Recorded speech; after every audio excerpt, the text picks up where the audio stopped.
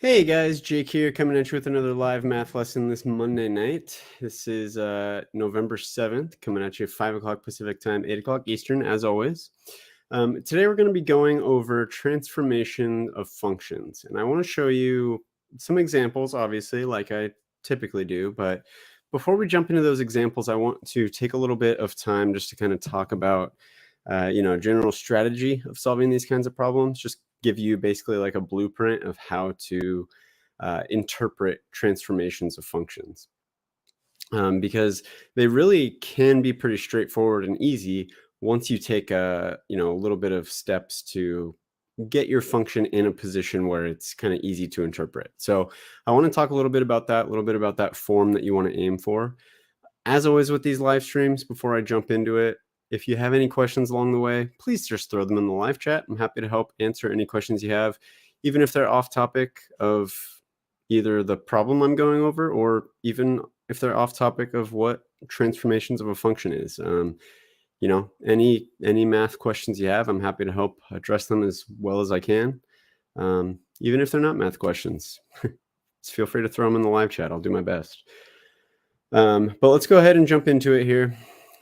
So really when it comes to interpreting transformations of functions, like, for example, you are given some sort of function and you have to relate that to some parent function and see how you would transform that parent function to get to the function that you're given. You kind of want to think about the general kind of structure of a transformed function. And that is, if we have some function like, actually, let's not call it f of x, let's call it g of x. G of x equals something like this. So I'm just going to start by kind of writing out the general form, and then I'll talk about what it means.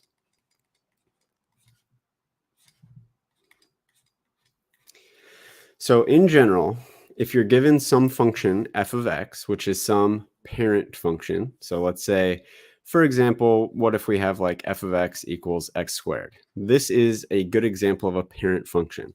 Now, this is just a standard parabola centered at the origin, right? So you have your origin, you have your parabola going up, pretty standard quadratic function, gives you that parabola centered at the origin like that. So this is a common parent function you'll be dealing with. Now, let's say we're trying to consider what sort of transformations are being done to this parent function to get it to some other function, which in this case we're calling g of x. In general, if you can kind of manipulate your function to write it in this general format, each of these parts, a, b, h, and k, will tell you exactly what type of transformation you need to apply to your parent function to get to this other function. So let me just say, for example, let's say we have some function g of x equals 5 times x, or I'm sorry, let's actually say 5 times 2x minus 1 all squared plus 3, something like this. So this is a great example where we have an a, a b, an h, and a k, and it tells us exactly what sort of transformations are happening there.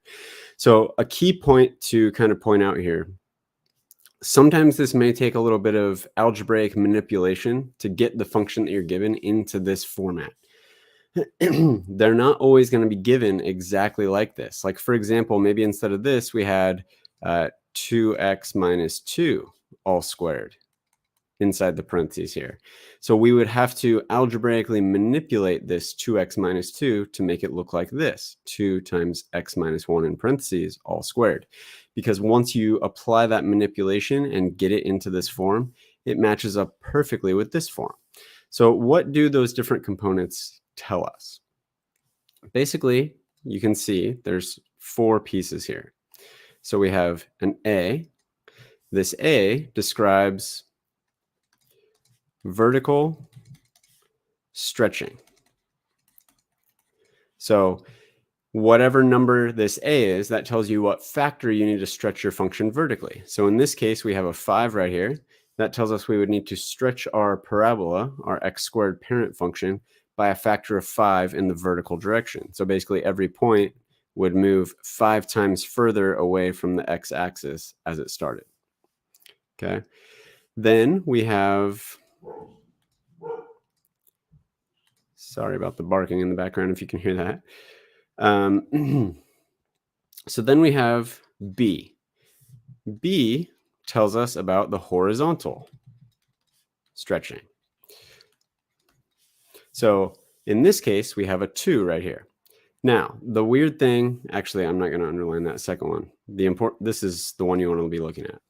So the kind of important thing you want to keep in mind here with the horizontal stretching, this is going to work opposite of what you expect. You're actually going to stretch by a factor of 1 over B instead of, like with our vertical stretching, we stretched by a factor of A. But with B, we're actually going to stretch by a factor of 1 over B. So in this case, this is a 2. That tells us that we're actually going to be squishing our function down horizontally. It's going to be squished in horizontally so that each point on our parent function is going to move to be half as far away from this vertical axis as it started. So each point is going to move to be half as far away as it started. So we're going to be kind of squishing our function down so that it kind of becomes skinnier. And same thing would have to happen over here. We would squish it to be skinnier in this case. Okay. The next component is H. H describes our horizontal shifting. So that tells us how many units we're going to move our function in the horizontal direction. And you want to really notice here, and we have a minus sign right here. So what that means is whatever number you have here, in this case, we have x minus 1.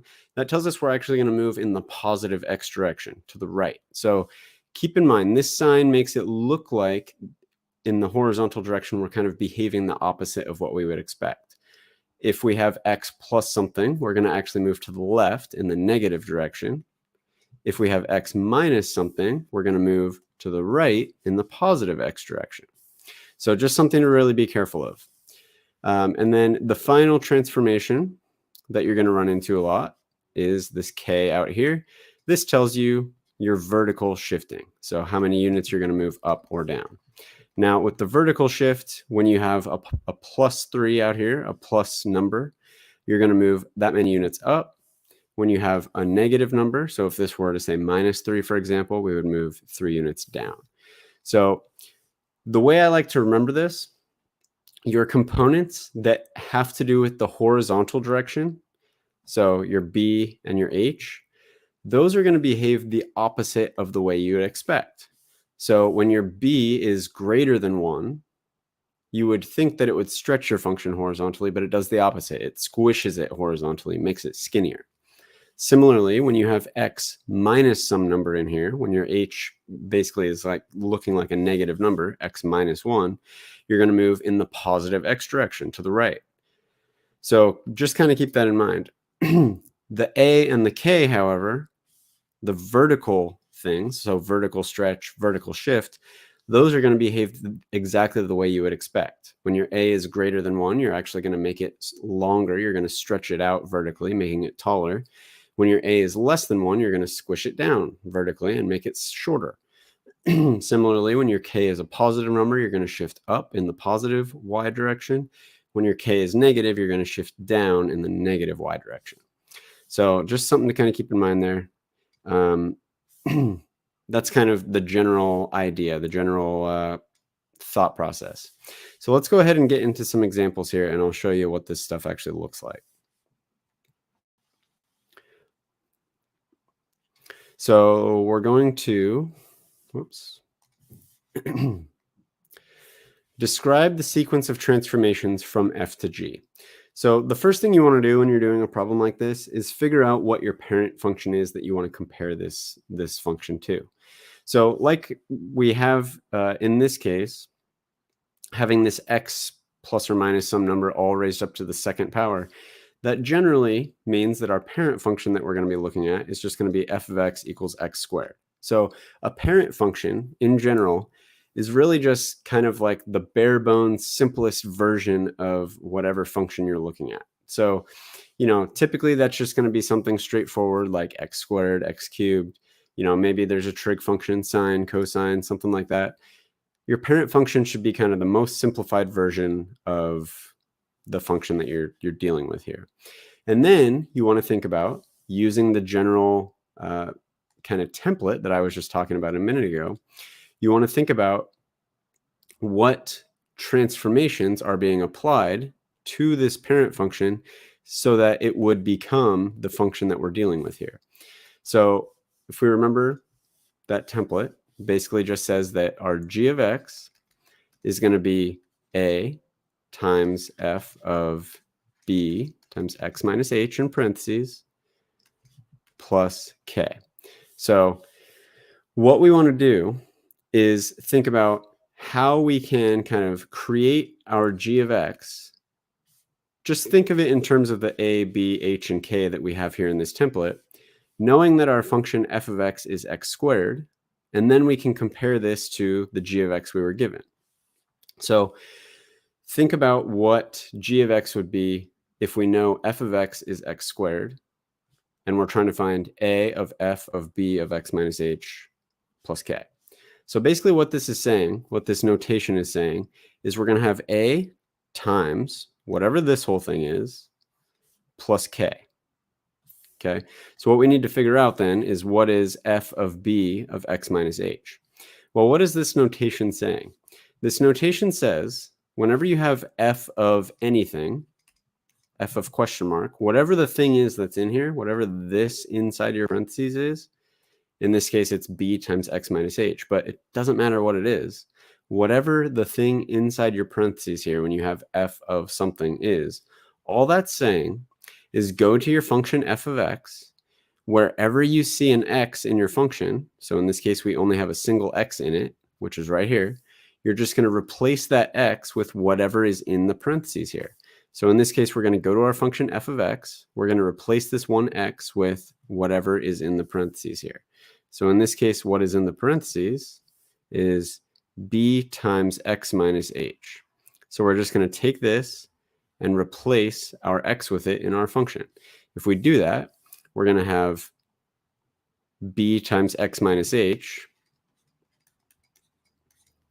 all squared, because we've just replaced our x, which was being squared, with this whole thing here. So now that's all being squared. And then we're just going to have a times that, and then plus k.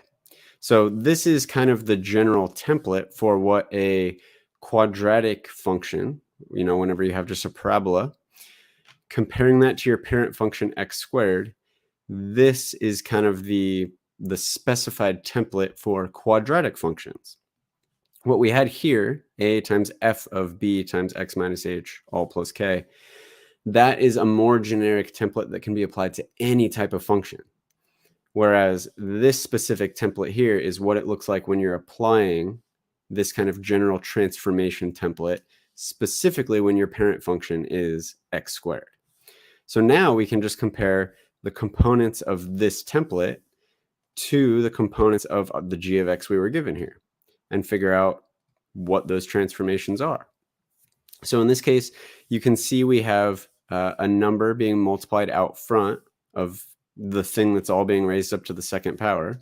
So just to kind of make some clear comparisons here, we have a bunch of stuff all being raised up to the second power. So that's going to definitely be basically these parentheses right here. So we know that this thing being multiplied by all that, well, that's got to be your a. So in this case, we know a is 2. Okay. We don't really have a b value, which means that the b is basically implied to be 1. So there's not a b value acting in this case. So if our b is 1, that tells us that we're not applying any sort of transformation by stretching horizontally. Okay. Then the thing, we have x plus or minus some number. We have basically x minus 7. That tells us that our minus h is minus 7. So our h must be 7. Okay. And then we don't have any number being added or subtracted out here. So basically our k is a 0. So basically our b and our k are not really applying any sort of transformations here. We don't really have to worry about those. However, we do have an a value of 2 and an h value of 7. So that tells us, since we have x minus 7, we're going to be shifting to the right in the positive x direction. Remember, the h and the b kind of behave opposite of how you'd expect them to. So we're going to move to the right 7 units. And we are also going to be stretching by a factor of 2 in the vertical direction. So we're going to stretch vertically by a factor of 2. So those are essentially the transformations that this is telling us to do to the parent function of x squared. We're stretching vertically by a factor of 2, and then we're shifting to the right 7 units. So that's basically it for this problem. Not seeing any questions in the live chat. As always with these live streams, if you do have any questions along the way, just throw them in the live chat. I'm happy to help address whatever questions I can. But let's go ahead and keep it rolling here. Let's go on to this next example here. We're going to, again, describe the sequence of transformations from f to g, where f is the parent function. So that's going to be the first thing we need to do, is think about what is our parent function. And then the function g that we are given here is negative, in parentheses, x plus 10 squared plus 5. So again, we want to basically start with our generic transformation template, which is our function g of x is going to be given by a times f of b times x minus h plus k. So then what we can do is figure out what is our parent function.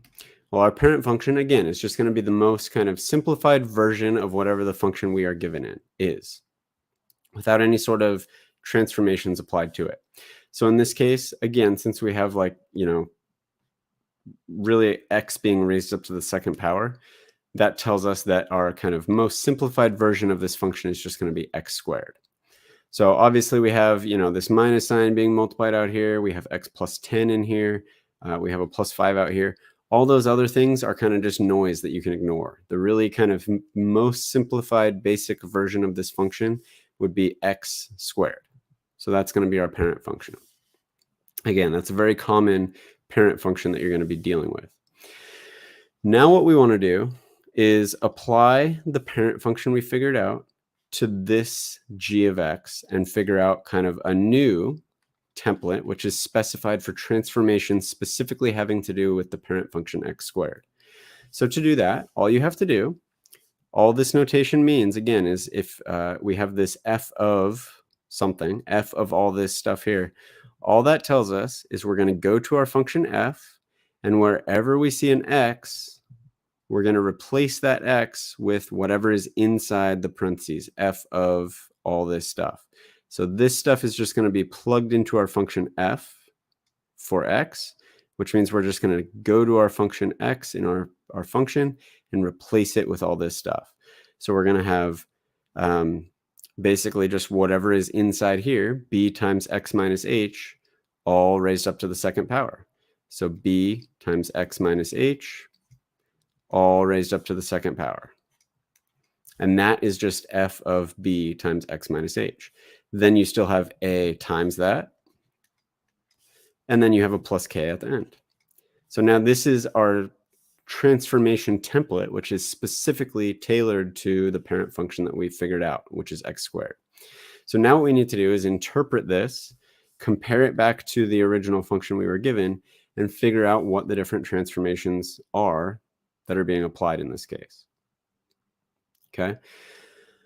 Before we get into that, if you are getting some value out of this video so far, do me a favor, hit that like button down below. It's a huge help to my channel, so I can keep making more videos like this. Hit that subscribe button and that bell icon while you're down there too. So, you know, if you're getting some value out of this video, I'm going to have plenty more videos that you're going to get value out of. We'll keep crushing it all term long and pre-calc together, or calculus, whatever math class you're taking. All right, but let's carry on with finishing up this problem. So now we really just want to compare basically where are the pieces that we were given some stuff that kind of corresponds with our template. So you can see we have this minus sign out here. That basically corresponds perfectly with our a value here. So that's going to tell us that it's going to have something to do with our vertical stretching, or when you have a negative, it's going to generally have to do with kind of reflecting across the x-axis. We don't have a b value here because there's no number being multiplied by our x, so we don't have to worry about any horizontal stretching or compressing. We do have some value here impacting our horizontal shift, since we have x plus or minus some number inside the squared here. So we are going to be dealing with some sort of horizontal shift. And then we do have a number being added out here at the end. So we are going to be dealing with some sort of vertical shift, moving it vertically up or down. So what are these numbers? What do they tell us about our function? So our a in this case is basically just -1. It's a negative, but there's no actual number kind of changing it to stretch. So what that tells us is we're going to be reflecting vertically across the x-axis. So reflect across the x-axis because it's -1. If it were some other negative number, it would also stretch or squish it in the vertical direction. Since it's -1, it's not going to be stretching or squishing it. It's just going to reflect it across the x-axis. Okay. Then we also have this +10, which is in the spot of our -h, which tells us that we're going to be shifting. So we're going to shift 10 units to the right. I'm sorry, 10 units to the left. Because since we had x plus 10, that tells us we're going to move 10 units in the negative direction, 10 units to the left. So that's something, again, you want to be very careful about. If you have x plus some number, you're going to move that many units to the left. If you have x minus some number, you're going to move that many units to the right. So it's going to be a little deceiving. It's always going to behave in the exact opposite way that you would expect it to just by looking at it. Plus means you move in the negative direction. Minus means you move in the positive direction. Okay. Then finally, we do have this +5 out here.